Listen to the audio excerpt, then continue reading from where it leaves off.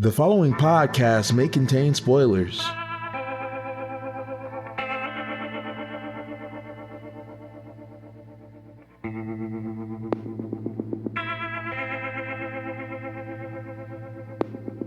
How you doing, listener?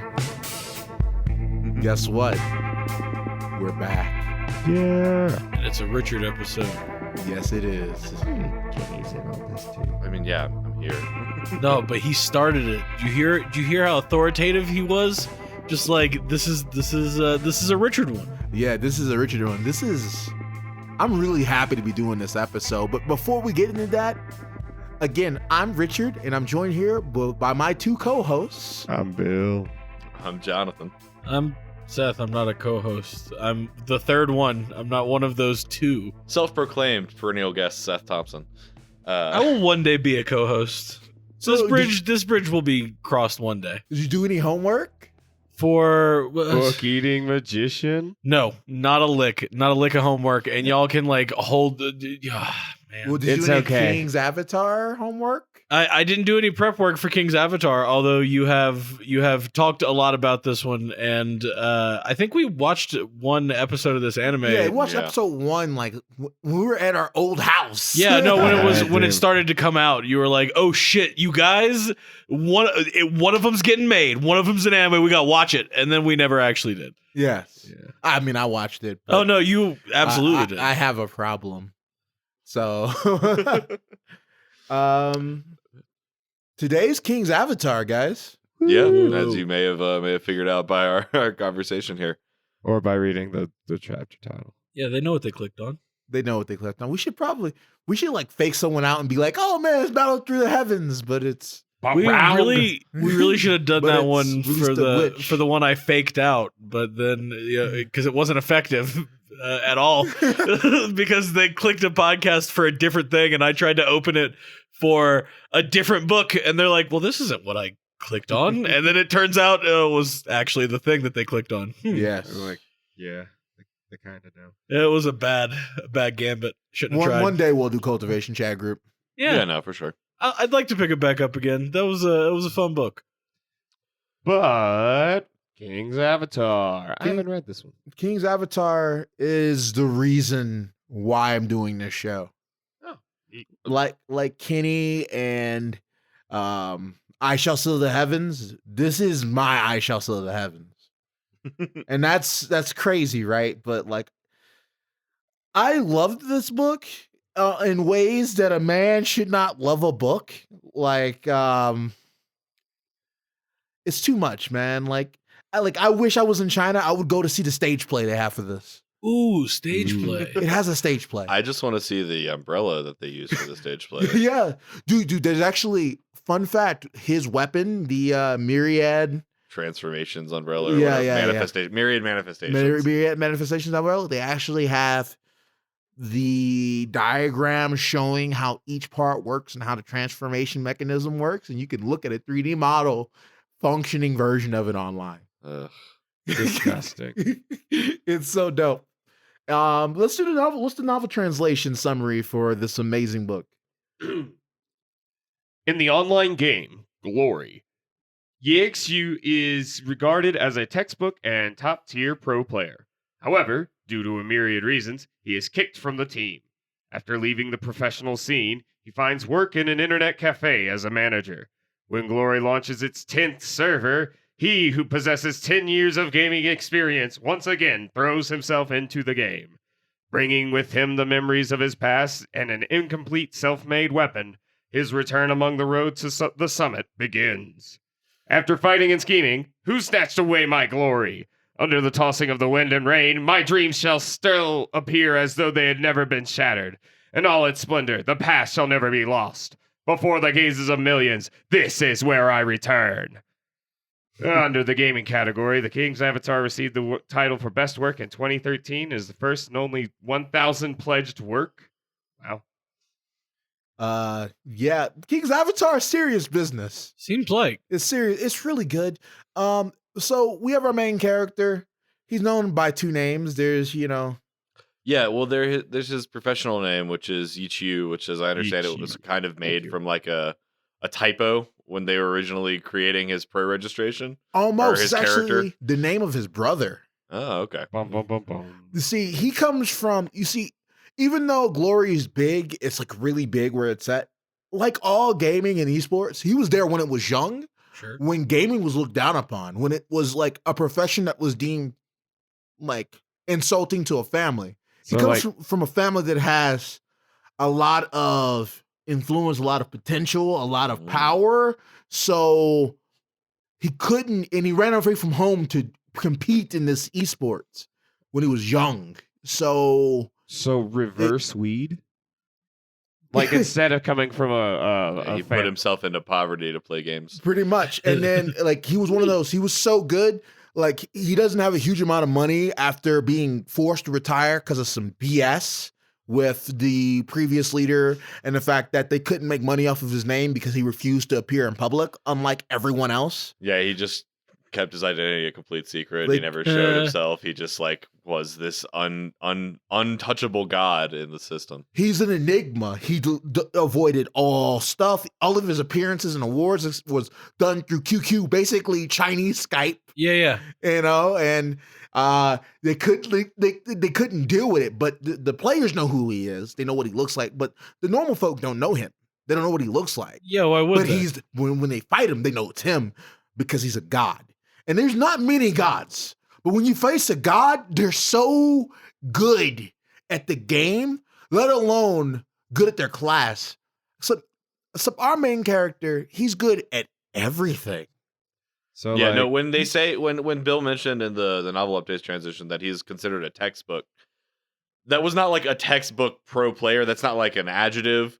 That's affecting. No, he is considered to be a textbook, as in many of the beginner's guides for the games were written originally by him. They may have been updated for new strategies, but he's essentially has created the encyclopedia of knowledge that exists for this game in the most part. It's not about understanding the metagame. He is the metagame.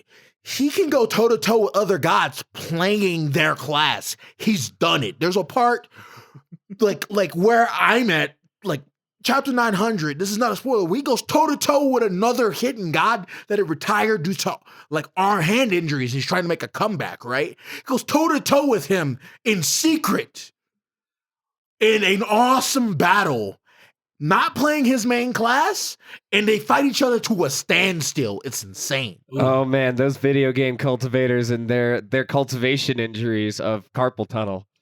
Well, I mean, this is just straight like this is not a fantasy world. This is just Earth with a real good MMO. Yes, real good MMO. And the alliance, the pro player alliance focuses very much on maintaining that connection with the game and the pros. So any advancement in gear, any upgrades of the weapons, anything has to be funded by your guild that supports your pro team.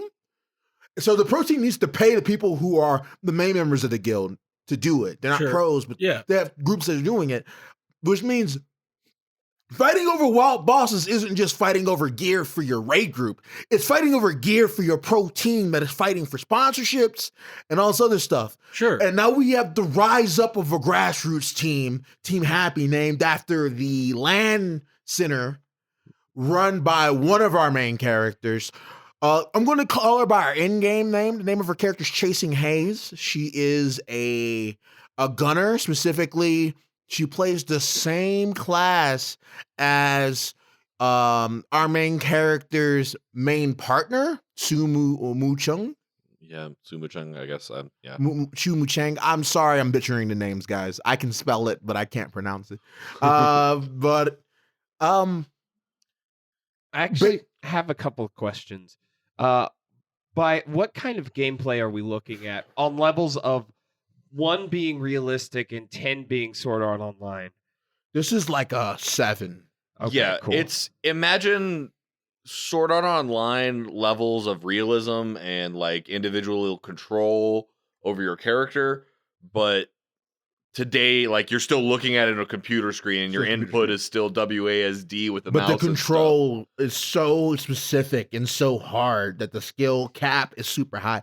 So think if you have an MMO with like fighting game level execution requirements. Or like original StarCraft players playing an MMO. Pretty much, but like harder than that. Oh, jeez. Because he's doing like, and then there's one part where this is another side story. They introduce a character early on, like middle of the story, where he's actually helping Team Blue Rain's guild and wild boss hunting. And this is young 14-year-old kid. And he's a blade master because Because they get to use lightsabers. yeah, they get to use lightsaber, but he's a great sword because he's a savage. Yeah. This kid do they get to has wield no fear. great lightsabers? No. Lightsaber is like a type of sword. There's three. There's the fastest, which is a lightsaber. Okay. The slowest being a great sword, Oh. and one in the middle being like a cutlass or a normal sword. Okay. The differing, as you read this, you actually begin to know this system of this game so well that you could recreate it. You could play it. If you took all the time J.R.R. Tolkien spent describing the scenery in Lord of the Rings, and then you instead swapped that to game mechanics of the game Glory, that's pretty much an accurate description of how much So this guy made you're a game, getting. but he didn't know how to actually make a game, so he instead wrote a book and made And, the game as best Is he gonna could. hope somebody like comes up behind him and buttons it up. Honestly, like with Tencent being the one who paid for that anime and is paying for a lot of the stuff for this story, there might be a Glory in real life, to be frank. Because Tencent, I Oh. don't. when they bought Riot Games and all other stuff, Oh, that might happen. I That's can only fair. hope that we get Glory for real. But a lot of the early start part of the story is you basically being in the shoes of Soft Mist, aka Tengro, Mhm. and learning the story as a newbie coming up and eventually moving on to, try to get to the pro scene. Because that's what happened. Our main character is one walking through the story. He's done it all before. He is not to be trifled with. Great guilds have come to this 10th server because it's a new server. They put one out every year. This is the 10th year, so the 10th server, which means there's this entirely new world. Everyone eventually goes up to the higher realm. Usually you do that at level 70. You can technically do it at level 50. Our main character's new class, he's doing what was really popular when the game came out, when the level cap was 50, called an unspecialized. They have low-level skills from all of the classes. Yeah, they're unspecialized because they never choose a class. And- Which is to say that they can use every single class's basic skills. They Which can use normally all- when you pick a class, it cuts you off from everyone except your classes. And the class, you can get once you pick your class, you can get all the high-level skills in your class, and there's a finite number of points, and points aren't guaranteed. Points can drop. So most characters, a god tier character back at like at level 70 is there's a maximum amount of points of 5,000 you can have for skill points. And pretty much A no god one tier has is that. 4,800 plus. So if you have 4,860, you consider extra god tier. Good God. Later they found a way via an old professional player that retired in the second year, and he's making a comeback and joins Team Happy. He's one of my favorite characters actually, because Wei Shin does not give a fuck at all. Pretty much Wei Shin represents being a guy on the older end, because you gotta realize our main character, Yechu, he's- wherever you want to call him, he's 25. He's like which a means year or two from basically almost guaranteed professional retirement. Pretty in, much. in everyone's mind. because in esports, there's there's an upper limit to how old you can be before your maximum hand speed begins to fall off, and just you have to rely on pure intuition and experience to fight. Sure. It's where I am in fighting games, pretty much. Just like Where in boxing. I don't have the reactions of a fresh 17 or 18-year-old. All I have is one experience and two reads, and that's enough for the most part. But when you're dealing with kids who not only have young gods or gods in the making, who have both that young reaction speed plus the hand speed to back it up, age begins to affect your potential. So he doesn't have much longer. Yeah. Wei Chen is like 27. He retired 2 years into being pro. So he's been retired for like 5 to 6 years. Jesus, Wei Chen, what are you doing coming back? He's been like he was working at a land because he retired before all the money went to the Alliance. Before there was money, he was one of the precursors. He got like second place a bunch. In fact, our main characters and his team, Excellent Era, stopped him from winning because he was actually the original owner of Swaxar, the great warlock of Team Blue Rain that was given to the new master tactician, god of tactics, that has bad hand speed and mechanics of Team Blue Rain. Yeah, that's something that we kind of get into like a lot in the story is just the fact that like these kind of brutal politics regarding the esports in like China, which I'm pretty sure are based on very much existing. This stuff is so accurate with the way they execute the politics and the way they execute like talking about the age, talking about the hand speed, and it makes me like think about like when I used to play these esports competitively, when I played League, when I was on a team for League, when I was playing fighting games, like super traveling for that. Like it like touches my heart with the accuracy of how cold-blooded the business side of it is. But continue, sorry. No, that was pretty much it. Was just the point that it's like I really like that because this one is based on Earth and it's not like someone from Earth got pulled to another dimension or Earth is part of it is very much realm. It is like no, this is people in China in the not very far future, just like playing League of Legends-esque MMO. It's like Hajime no Takamura for fighting game. Or man, that's a deep cut. The way to explain the systems of this game, so you have an idea of the sheer, like when you're reading it and you're seeing the crazy shit, all of the characters like Tang Ro beating pro players with just hand speed because she's a former pianist. That'd do it, yeah. Tang Ro is my favorite character that I've encountered thus far. Good. Because she's just like she's the kind of person that like she's only interested in things that challenge her. So like her friend, the owner of the internet cafe, has like tried to get her into this game constantly. And like she is generally pretty good at the game. Like she's been playing for 5 years. Yeah, she's an experienced. She's player. a veteran. She's just not pro level. She just can never be pro. She just doesn't have the potential. But like, like we see her like fighting somebody like a bunch of times and losing every time. And then Yi Chiu comes in and beats the guy in like 20 seconds. And he's like, sorry, you left your thing logged in, so I didn't want you to lose. So I just played it real quick. And this is the person she's been losing to for like 2 hours.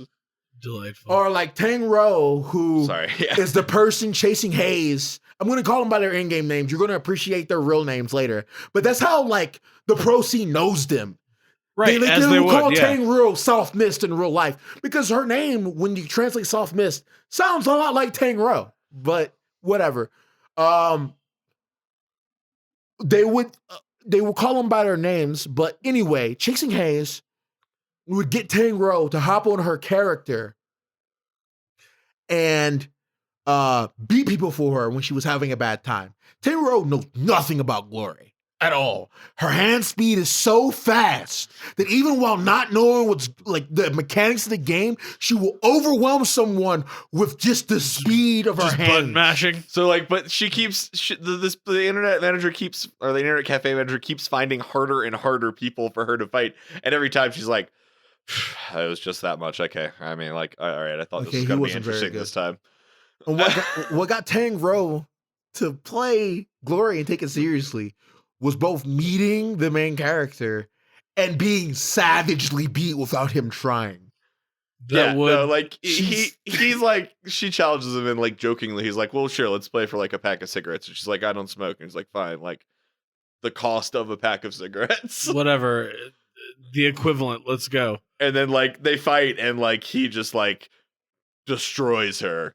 And he's not trying. And he's holding back. He's like, this is like not really like I can't in good conscience beat you like this. This isn't very even mean. a fair contest. Yeah. But Tang Ro does not want that.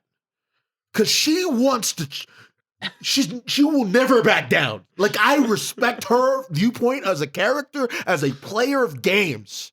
She refuses to take losses sitting down. She will encounter someone who was miles above her skill level, and she will keep fighting them until she can beat them. Just through sheer force of will. Sheer force of will. Yeah, so I mean, immediately she loses to him like 11 times, like loses her like month's paycheck to him, like immediately, and is like, no, I don't even care, and then just like sits down and starts leveling a character, like like sits down, starts reading guides about how to play the game, like starts like rushing through the beginners area, and is like He's created the most hardcore person like at this cafe on the night when the 10th server is opening, and everyone is like freaking out about playing in the new server. Rose growth and Steen Bun. You meet him in game, and then he later comes, joins Happy, starts living there, and all the other stuff. Steam Bun Invasion is like one of my favorite characters. He is crazy. He is actually crazy. Like, there's a one part where they're like at a party and they're trying to get sponsors and they're hanging out and they're rubbing elbows, and the owner, who always wishes she could be a pro player but can't, but she's happy to be the boss. And this is her team, and it's a grassroots team rising up against the machine. It's great. Good old Chief. But there's a guy there who starts insulting. He's like, "Oh, you pro players can't do anything. You're trash. You're not good at anything. Y'all are only good at video games. Video games are worthless." That's when you discover like Tang Ro is a masterful pianist, like legendary. And she got bored I was because really, she lost a challenge. So she quit and then decided to go on an adventure. I was really hoping you were going to tell me, "Oh, okay, fine." And then they shadow dueled, and then he lost in the video game, so he lost in real life. No, this is still a video game. Oh, it was always a video game. But Bill. like Steam Bun is like, "Hey, if you want, we could I'm pretty good at boxing if you want to fight." And he's not joking. Let's fight. Like, let's prove our skill. You can take the first hit, and then I'll hit you right after. Let's do it. Do you want to fucking go, man? Because Steam Bun, he could only play at night because he's working as a security guard. The young dude, he looks like a gangster. But he just it's just silly Tang Ro. He plays a brawler who specializes in like not like any other strikers who's like a monk who fights honorably. No, he only fights dirty. Oh, Throws sand, throws brick. His favorite thing is to say, "Taste my brick," and he just throws it. That is. He is a beautiful character. Yeah, it's cool. Like, I love when we were talking about like the game mechanics. Like, it's really cool because like when they talk about Brick, because we have these noobs and because we have the main character being the textbook that he is, someone will like use a move and he'll be like, no, you're using that all wrong. If you use it in this particular way where you hit him in the back of the head, it has an additional 50% chance to stun them for up to 8 seconds. And if you do this, and if you do it in this way, this effect is guaranteed. And if you do it in this way, the effect... There's a lot of secret shit with the moves that you learn from using it, right? Yeah, absolutely. And then there's also stuff that is like crazy shit where you can do like shadow, where you stay in the shadow of someone's viewpoint so that you're invisible while you're comboing them so they never come out your combo, which is really hard because this game is entirely in first person. But the movement is incredible. And the moves have so many intangibles, aiming, doing things, so much tech skill involved. It's the kind of thing where like there's an attack that's like a sword slash, but if you start looking left and start the sword slash and swing your camera all the way over to the right, the arc follows with your character. So like your hand speed and the way your ability to manipulate the camera and like your skills like directly affects the effectiveness of the skills as well. So like the difference in talent between these pro level players and like the experienced players and your like normal players and your noobs is like so distinct. When you have one character that can take out 100-man raid by himself off of pure skill being 20 levels underneath them, then you realize how important skill level in this game is. Yeah, it sounds like. Goddamn. And basically you get to see the story of him leveling up from 1 to max level, and then they do an expansion and then level up in the expansion and do all that mess while bringing both the high level realm and all of the servers to their knees. Ooh. It's great. That's a And then good they start to... Yeah, like the high level realm is shared among all servers. So like once you like hit the heavenly domain, no matter which server you're from, you rise into like the real. Oh, that's cool. Are you in. cordoned off as to which realm you came from? Like, are there You like can't bring stuff from the heavenly domain to the normal world, which is why you'll see people leave the heavenly domain, go back to their main world, craft their silver weapons. Silver weapon, basically, there's tiers of weapons. There's a lot of shit in the story. Yeah, no, it Yeah. They're sounds gonna like explain it. You're gonna know. So when someone's using these abilities, like he explained it, how they went in detail in the beginning of how shit works, you know.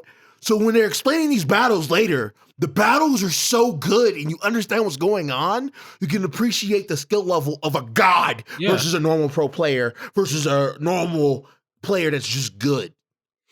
And the fact that like our main character also explains the value, and eventually they explain the value of absolute hand speed versus a controlled hand speed, and the fact that hand speed isn't everything. He even records people who have terrible hand speed, who would be looked over by the big guilds and the pro teams because they have potential intangibles that are greater than hand speed. I can teach a player to be a pro player. That's how good Yeshu or Yeq or however you want to play it. Yechu or he's so good at crafting and raising talent that his former students, his former Team Excellent era, people he's played with are still influenced by him. Him being in the normal game or in the Challenger League influences their play at the pro level on the streams and on television. When he destroys them, when they run to the game to help their guilds because he's dominating their guilds, Right. and they He's call them pro dominating- players. He's dominating all their little, like, he's out of the pro scene, so he has no shame in playing the normal game. Whereas, like, all these other people, if they go down into the normal game and, like, compete with the people that are just playing normally, it's like, come on, dude, like, get the fuck out of here. it's like seniors beating But they- juniors? They can't do anything. So when they lose to him in the world, it affects their play in real life. Like they're so thinking about Lord Grimm ruining their day, ruining their life. They get studio triggered. Oh yeah, it's bad. No, it's great. Like the person who the vice captain of the this happens Lu like Hao. real early on. Actually, I'm only 150 chapters or so in, and like the vice captain of their squad of the squad that he got kicked out of comes into the internet cafe and he's like, "Oh, look at you! You're just an internet cafe manager." And then like he ends up competing against it, like making a character and trying to compete against him. Yeah, I'm gonna crush the old captain so we can be free of his chain. Oh, you started a new character like- on a new server? Let me do that too. Hang on. Like No, our they- main character they almost were immediately handed figures out. Characters with orange gear and all this other shit and come in and just get bodied, like viciously bodied. They have this like scheme that like lasts like 3 days that involves like the guy has to like underperform and is not preparing for a pro match. Like he's going in, there's like, all right, fine, we're done. We'll figure out all this dungeon shit after the match. What maps are we playing? And like it was their home advantage, so they got to pick a map and like study it and understand their strategy. And like he just didn't do any of that shit, and they just get dominated because he makes mistakes, like he's playing his level 25 character and not his max level top of the world pro character. Full silver gear, all of it. Also, like the lore of this world is so refined. Like the writer knows where all the characters are going. So you have all of this huge history of all the gods, all their god characters that have been handed down, and all this other stuff. You talk about Zhang Jiali or Sun Zeping, and they created a special technique of combination of sharpshooter and berserker called Blood and Bloom, and it was unstoppable. Only stopped by our main character Yeq. Because he understands the concepts of the game so well that he like sees it, even never having encountered it before, and he's like, "Oh, but if you did this, it would stop." That. Yeah. He knew how to stop it. Or like the amazing battles of the gods when they meet in the story or they meet in game or meet offline are great. You know, it's like watching Daigo. If Daigo could fight Daigo, Jesus. it's so good, and you feel like you'll be reading and your heart will start pumping from the awesome match that are playing out in words in front of you as you read it. Oh, dude, I do love when that happens. That typically happens like to ATG or I Shall Seal the Heavens for Yeah. me. Because it's like those scenes just get you like, man, now I want to fight. Let's go. Yeah, like being able to see everything in your mind's eye. I feel like, you know how Lord of the Rings Tolkien explains all of the world and all of the scenery and shit, Yeah. but it doesn't really have a payoff. Knowing the scenery doesn't really improve your enjoyment of the action or the storylines. I don't know. Tolkien would disagree. That's why. I mean, yeah, I understand it's that, not- but it's like knowing the scenery in detail, the color of the branch No, of that's that fair. tree Outside- doesn't improve the overall ending story arc. In this, you get this info dump as new skills are learned by Tangro or Steambun Invasion or Concealed Light or Little Cold Hands. So it's useful to know what color the branch was a while later. Because knowing that color of the branch lets you appreciate No, I get you. what's going, lets you understand what the fuck is happening and why the characters Tangro made the decision to do this. It's not the it's at first it's tell not show, and then it's show not tell later because he told you already. Yeah. No, that's. I like that. I like that that way to build up into it. Yeah, and he's already started to get there to me. Like there's a couple classes that he's delved into a lot more because they're the classes the main characters are playing, and like he at the beginning he was like, boom, he does this attack, this kind of attack. He does this attack, which is like this sort of effect. He does this attack, which is this kind of effect, followed up by the final attack in the combo, boom, and then like later, like a few like 20 chapters later. He's not describing each of those individually. He's just like using the names of each of the attacks. And then like a few chapters later, it's like using the battle mage's like normal 4-hit combo, and you know exactly what he's talking about when he says that. That's fair. Yeah. Like you understand that if he uses a Dragon Tooth, it's 2 hits, and the second hit has a stun/grab property, which it will beat out the priority of most moves. So you understand why previously he popped this to counter that before it even started, or why he deliberately ate this move so he could take advantage that the Jurin hit stop from hitting me to activate this invincible move and plow through you. It's incredible. And then because our main character makes side characters to both be spies in other guilds, to both play with things, to run things. You learn priest, you learn knight, you learn keymaster, you learn ghost blades. You know every class in this game, all 24 classes. You know by heart, you know how they function. You know what every character in the league that plays them. You just know them. And I've never known so much about a story ever. And I read all the time. I know everything there is to know. When they mention someone's name, I'm like, oh yeah, he plays this character. I don't even need them to explain what they're playing because they've explained that, and you're invested in every major character of each of the main guilds that are competing. Like probably the top 10 guilds. I know all their major players. I know the guild leaders of most of the major guilds. Of the lesser guilds, I know them. I know stuff about people who got relegated because they were in the bottom 3 of the alliance. They got relegated to the Challenger League. I know all that. And it's not like info dumps. I just care because this influences the path these characters you love have to go through. That's that's very detailed. It's super detailed, but at the same time, it's like it's both a slice of life, but there's also awesome story elements, and there's also comedy. Tons of comedy in this. It's just really funny, especially when Wei Chin shows up and him being an old god himself, feuding with the main character god because they're all shameless. I just really like our main character. Sorry. I do wanted to get to my second point of you said he is excellent at everything, and by that I'm guessing there is more than just combat in this game. What else is there to do? No, he means he could play like every class flawlessly. Also, he can do, do- the hard stuff like crafting silver equipment from scratch, Okay. which is extremely hard. Like and not only does he do it do that, he also does it the harder way, where he makes it as a low-level equipment and consistently upgrades it to a high-level equipment instead of just creating a silver-level, high-level equipment. He has the hardest weapon to upgrade because not only does he have to do it, he has to do it for all 12 weapons. There's 24 classes, but there's multiple classes in each stuff, so there's 12 weapons for each of the that they all can do. Yeah.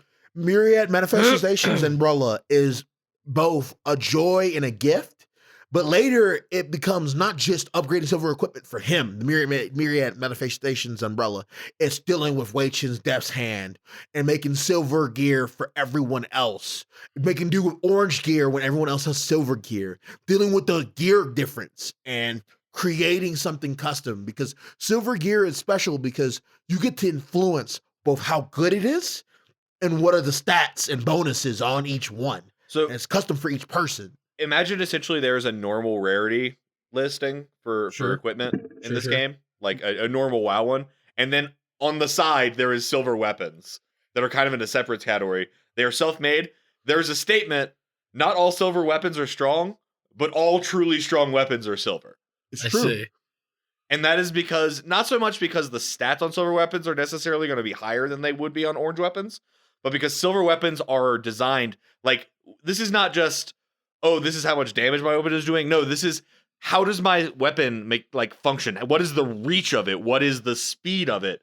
Like, being able to tweak all those to perfectly fit your playstyle. Does it give me more spell range? Does it give me more cast speed? Does it add an effect to destroy my opponent's weapon because I want him to suffer? Ooh. Because if you destroy someone's weapon, it's gone, including silver. That weapon is gone. Ooh, that would really fuck up a man. Yeah. So, like, you can see that both in their silver gear, it reflects their personality, the way they play, their skill level. So as our youngins, the people you get to walk in the shoes of, Tangrowth and Steam Bun, Conceal Light, walk their path to becoming pros, you can see as their styles of, enhance. Instead of Tangrowth being a carbon copy of, Yezu or Yechu or however you want to call him, she becomes her own character. She's aggressive to the point of being aggressive. Her skill point choices are dictated by her aggression. Her weapon is dictated by her aggression.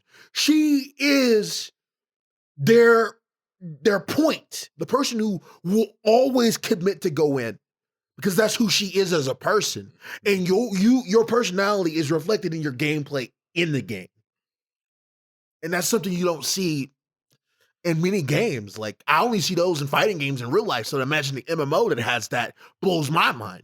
I'm thinking about like the level of complexity that must be going into like actual, like, I can only imagine it sounding like the noise from your room when you're playing fighting games, but like times 10 because it's with keyboards instead. And so just destructive clack walls is the only thing I can imagine when I'm trying to imagine somebody playing this game. The image that I've kind of been crafting as I've been reading this, and I don't know how perfect this is, but take like Overwatch. Sure. All right. And now give characters like as many skills as like a WoW character. Okay. And then make it an MMO. Like, Well, I mean, well, as many skills as a WoW character. I didn't say make it a WoW game. well, yeah, but that's what I mean. You basically fuse Overwatch, take the Overwatch engine and dump WoW over it. I'm saying, like, imagine the specificity of control in Overwatch. The people Right. that are doing such ridiculous things as like shooting a basketball into the air and grappling onto it to use it to travel across the map so they could kill someone in a very like particular way, or the people that do obscene things with Genji, or like all of those incredibly high level mechanic type things With an MMO's depth on top of it. of skill. And like that's kind of how I imagine this. Like, there's a scene where they're talking about how they're like doing their new strategy to clear dungeon, and this person who is like the leader of a guild is struggling to do the basic like movement mechanics that they require of him. Like, he's like, no, move back, and then you only need 6 aerial jumps to go backwards to that window, or 5 instead. If you do 6, you'll hit your head. That's too many. You need to change your positioning. Jesus. Like, And they explain these mechanics in detail, even like little things, little challenges that later they become like second nature to your characters, so it becomes not important. Like, and you understand now why in the beginning how easily and thoroughly he dominated normal. Like, they're not normal guilds. These are people who paid to play this game for their guilds and teams, Sure. and they can't touch our main character leading a group of randoms doing it. Well, Because he understands the mechanics and the system so well that he can walk a baby through it.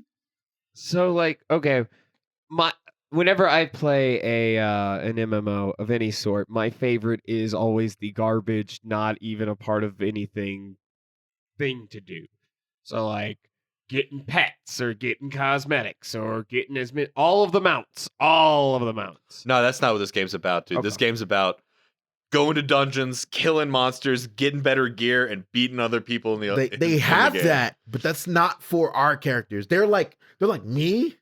Like you get Okay. to see the viewpoint of me, but also through Chasing Haze, you get to see the viewpoint of someone like you, right? Okay. So like the people who enjoy the fun, the cool, the lore and all the other stuff, you get to see that in the background. And you also get to see how little our main character cares, or how little Tangrowth actually cares Yeah, that's about the story. Because the storyline is actually super deep in depth, cool.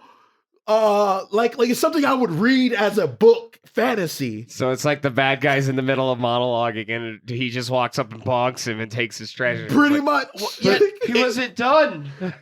Oh, or like when the new level start and they're running raids for the first time and they're getting these world records to farm the bonus gear from setting a world record, so they're moving slower so they can set repeated world records before the lockout happens, beating themselves. And that's disgusting. so they're like, oh yeah, if you kill him before he can summon this, who cares about the story stuff? Murder him, and we can move this, and we can speed this up by 5 minutes. You can see them optimizing runs, or optimizing combat, or not worrying about this. And though other people care about the storyline, yes, the storyline's very interesting, and the offer will explain, like, oh yeah, it has a cool story, but our characters actually don't care. Well, I mean, for one, they don't care. But almost every important character in this that's not like a part of the happy team is like literally already played through this game on probably multiple servers. Yes.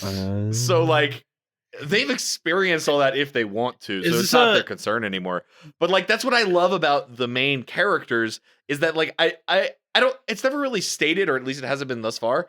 Or it was like maybe like once, but his motivation for playing the game has never been like, I want to be a pro player, I want to be famous, I want to like use this to pay my way.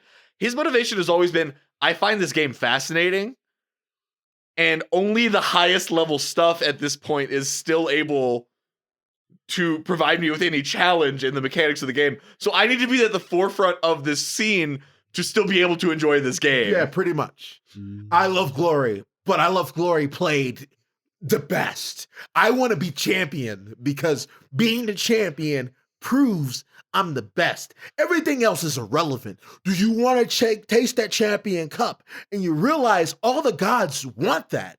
There's a point where gods from different teams retire or quit and are traded to one team, Tyranny. I was about And to ask. Tyranny has 4 gods on their roster. So 4 god, a 5-man. So if you're doing there, I didn't even talk about the stages. There's 1v1s, there's the group stage, and then there's the group battle. I was gonna say, what do these fights look like? Like, So there's 3 1v1s where it's like you get points for winning the 1v1 stage, right? So, and it's basically like Overwatch League. It's decided by points. Even if you lose, if you got 4 points, you didn't lose 10-0. If you won 4-6, lost 4-6 is still good because yeah, it's to put you 4 points above who was beneath you. yeah, absolutely. But like, you can win individuals, and you have to pick how you pick, because if you compete in the individual, you can't compete in the group stage, but you can still compete in the group battle. But they got to pick how they do that. So you have your 1v1s, there's 3 of them. You have your group battle where it's like 2-on-2. And that's great. That's awesome. They explain those. And they also have the awesome 5v5. And then there's also a sub. So like if someone dies, another person will come in and that's your sub. Or you can sub it in and out. That seems like that could really like change a fight entirely depending on who you have coming in. And then you got to deal with people who are all-star tier players who could take the chance to join a championship team, but I will be a 6th player, and I deserve better than that. I want my team built around me. I'm a Kobe Bryant. I don't want to be on the bench because you have 4 gods already. And see, that's what I'm saying. Like this book is half about the politics of this league. Like it is a very important thing because the main character is very intimately acquainted with most of these people. And so like they interact with him, and because they are interacting with him, this world slowly starts to form around him. Because all of the actions he's taking just by playing the normal game are shaping even things in like the highest level of the game.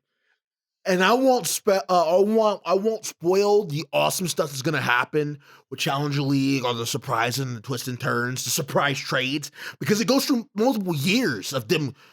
Remember when he was forced to retire, they forced him to retire. He can't re-enter the pro scene for a year. He spends that year cultivating a team, cultivating new blood who's never touched the game before. That's just what he's doing at the beginning of this book. Yeah. And then at the end of that year, they start entering the Challenger League, which is taking place during the next season. So you get to see one championship, you get to see the season that's happening right now, while the Challenger League is happening, and then the season after that. So what you're telling me is this is video game Emperor's Domination? Not quite. Ah. It's not video game Emperor's Domination, because even though our character, Yeikyu, is so good, and he's not invincible. I see. And he understands truly what not being invincible. Yes, he's won 3 championships in a row. But that doesn't mean, but he's also been beaten for winning more championships by people who've risen up to deal with him. Not because he played bad, but you can't win them all. Some people run hot. Yeah, absolutely. And, you intrinsically understand he's not invincible, and he plays around the fact that I am great, but there's limits, and I still need people around me. Yeah. So, like, everyone ends up being important. As he builds his team, you become attached to characters as they learn, they deal their family situations influencing them. Concealed Light, he is a mathematician. He is actually so good at math and such a young and great college student that Yeikyu feels bad that he's drafting him into his pro team, because I feel like the world loses out by you not being in school. Because he's so good, right? Nah, man. It's important that he's playing this video game. Yeah, I really like our main character because he's a very simple, like, his desires, like earthly desires, are very, very simple. He's very he's pretty much wants cigarettes to smoke and a place to play games. Like, pretty simple. Oh man. And you realize he's running away from something grander. Like when you see his brother and his brother shows up and he has this level of class, you're surprised to see it in a LAN center, to see his brother. And you realize what he's running from. You also get to see that the situation Tangrel is in is like the opposite of Yeikyu. Or you get to see the situation that Steam Bun Invasion is in, or little Code Hands, who has to deal with explaining to his family why he's taking a break from college to compete in these offline tournaments. Oof. Or, dealing with all this other stuff. You get to see the reason why Chasing Hayes puts so much value in the Glory and her LAN center and her connection to her father who's passed away. Or you get a lot of the human element in this. And you can appreciate that. And you also can appreciate the way the gaming media and the media news treat their players, because it's not about them being good players or being human beings. They're ways for them to exploit money, ways for them to exploit stories. Well, yeah, that's that profit. It's actually like crazy. Like, it's crazy how much detail, how much you end up caring about Lu Hanwen or laughing at how little of a shit Wang Xiaotian cared. Like, I'm saying these names, but as you read it, you'll know what I mean. Or if you read it before, you'll see what I'm coming from. That they've really put a lot into these characters. Characters have flaws. Not everyone is pretty. Not Yeah. everyone like they talk about Wang Jexi, who they wanted to push as the replacement for Ye Chu when he won 2 tournaments in a row, but they couldn't push him because he was ugly. Because he has one eye bigger than the other. Or That'll do it. or the guy who would always go toe to toe with Ye Chu, who's been in there 10 years, plays the #1 striker. They couldn't push him because this was when esports was young and the way they were looked at from the outside was important. And he looks like a gangster. He looks like someone who would rob you. So we can't push him. No, he's not clean cut enough. He's not clean cut enough. He's not safe. Or why they push Zhao Zakai, who's not only the best sharpshooter, but he also has no personality and he's super attractive. He can't talk for shit, but he's pretty, so we can push it. Yeah. That's I like the depth which it goes into the like scene itself. That sounds like something that you normally wouldn't get out of this kind of book. And like They even touch on the exploitation of female players really and how Yeah. valuable they are to ad revenue. well, yeah. Yeah, they touch on all yeah, of it. that's you can type stuff as well, like in anything, but there is a voice command, and like you can't change your voice. So if you're like playing a female character and you have a male voice, everyone's gonna know. And then especially in the pro scene, it's very hard to disguise Yeah. your voice, like because obviously, like that's gonna be Yeah. Or you have girls who are amazingly skilled playing male characters that hide that they're females. So when they get put on a team based on their skill level, it's not just the value of being a solid female player. They wanted to be respected as good players first. Yeah. Yeah. And then And also then female later yeah, to get yeah. more money. Mm. Like, it's dope. It's really cool. You'll it's appreciate a very it. well thought out novel. If you like esports, or if you're in the esports industry, or you play games competitively, or you follow it, you're gonna love this book. You're gonna love it because it's so well executed. There's a reason why 27 million people read it when it was first coming out. There's a reason why it has stage plays. Reason why it has an anime. It's just really good. Can't imagine really what a stage executed. play of this would look like. A few questions. How many chapters and where can we read this? Okay, so you can read it at Gravity Tales. This was actually the reason why I started reading Gravity Tales. Ooh, It's at, I believe, 950 plus chapters right now. nice. There's, I believe, 1,500 chapters total. It translates kind of slow, about 2 chapters a day if you're lucky. Maybe like 10 chapters every 2 weeks, basically. So wait, it is completed like as a It's work. been completed as a work for a long time, but it's not completed as a translation because the translator is a little slow. I mean, compared to other Chinese novels, but I'm okay because the quality is super high. It sounds like it'd have to be for this kind of book. Like I kind of like this is one of those books I wish someone who had the proliferation, like the pure throughput of a rainbow turtle would Oh. translate, yeah. because I'm one of those. We can only aspire to have all rainbow turtles all the time. Well, I mean, this is a Chinese book as opposed to a Korean one, which is actually weird because like it feels so much like a Korean book when you start reading it. Yeah, it has a very it's Korean Well, without the system. It's because it's about video games. I mean, it's not though. It's more the mentalities of the characters, and I mean, it comes across they are very clearly Chinese. Oh yeah, yeah. The It- viewpoints, the way they deal with stuff, the way they handle politics, the way they fuck each other over, it's very Chinese. All right. You know, Sure.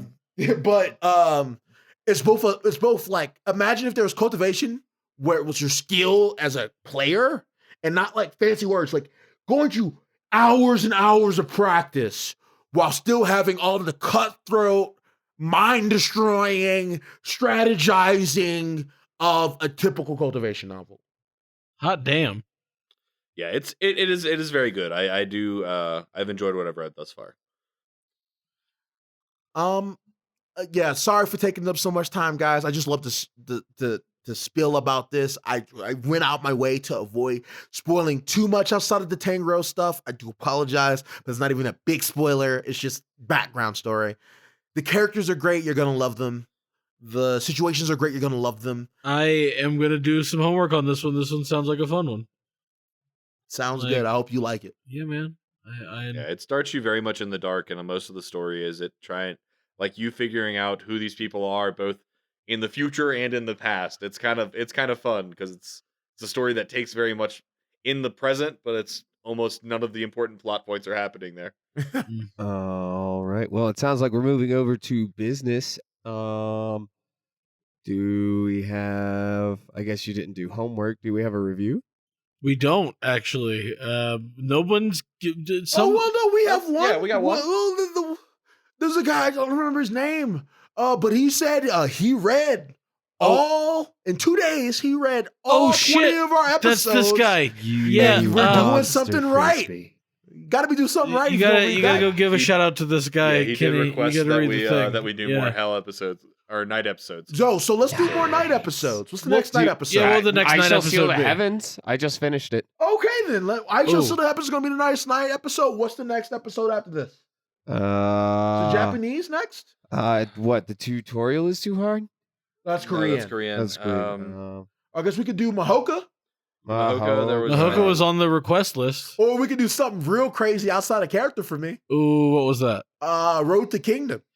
Oh, that was the That's sexy an one. R18. That's an R18 novel. The sexy one. I read 170 chapters of that shit just to read it for you guys because it was the most Aw. popular Japanese novel I saw upvoted on /r novel translations, and I'm like, let me see what this is about. Holy shit, the combat's really good, but everything else, I don't know. We're gonna have to. Yeah. That was user NWTX. Thank you, sir. What was there anything special about that one? No, it was just I got through all the episodes in 2 days, so you guys had to be doing something right. Good job. Also, more night episodes. So. Ooh, all right. Well, Yeah, simple, sweet. I like it. we're fulfilling on it immediately. Richard, we didn't even get to talk about some stuff in this one. What did we even get to talk about? We didn't even get to talk about the time where he won a 1v9 by logging out. Oh, that was great. And that triggered them. They were triggered. Oh my God. He like shadow stepped into the middle and then just logged out. Fuck you, dude. I'm out of combat. Hold that shit. I stole your shit, boy. Amazing. Oh my Amazing. God. We didn't even talk about all the awesome scrap picking. Well, like just picking over like. I'm not going to explain it. Okay. Okay, we what else didn't did we even get to talk about? Pretending you have a full raid group with you and stealing a wild boss? Oh, We didn't even get to talk about the time where Yikyu's team kept using off tank.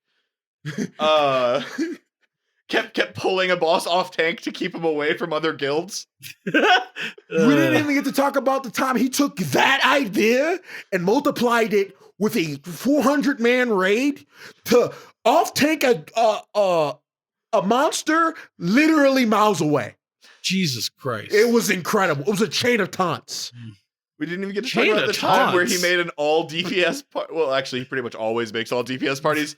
But the first time he just like shows up and they're like, so we've got a tank and a cleric here. And he's like, we don't need them. They're not DPS. It's garbage. Don't worry.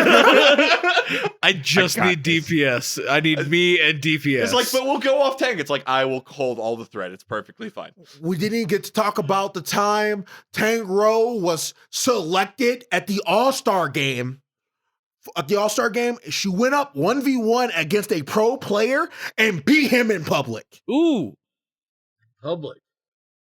It was actually vicious. We didn't even get to talk about Steam Invasion's obsession with astrological signs. What's your sign? What's your sign, bro? What's your sign?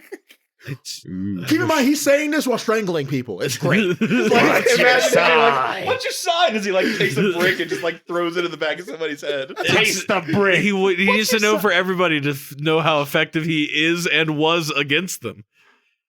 We didn't get to talk about the time Old Man Wei and his team of followers hunted a guild so much that they had to create united fronts to kill them and kept hunting them to the point where their level 70 characters were de-leveled to level 1. Exterminated. Jesus. I think that's probably a good one to Yeah. finish on. Jeez. Well, that this has been Tread the Path of Heaven this week. As always, you guys can send us an email at tiger.rollercoaster@gmail.com, or you could tweet us at tigercoaster, or you can leave a review If it is existent, we will read it. If it is not, we will skip over it like I tried to that guy's. Oops. It's cool. I still love you, NWTX. NWTX. Almost said NWXT like it was like NXT, but new. Yeah, But new and NXT. It's what's new and what's next. It's the new extension. Yeah. All right. Also, we have a new podcast. It's called Just the Bill. It's just the bill. If you like world building, you like stories, and you like improv, go ahead and take a look. Take a look. See. Take a listen. It's going to be that next thing. It's a ton of fun. There's going to be a link to it in the bottom of this thing. Also, Yeah, So- it was the it'll be the last episode in our feed before this one. yep. We put the first episode in here just to kind of give people a sample. There's a But little it also bonus. will be on its own feed as well. So you can subscribe to it there as well if you enjoy it. Yep. We'll see you guys next week, and thanks again as always for listening. Ciao. Bye.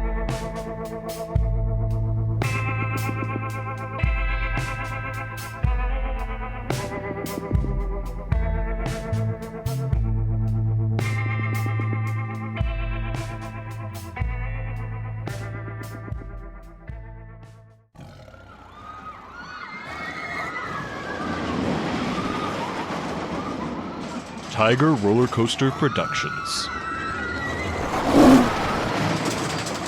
Tigers are scary. You try to get off.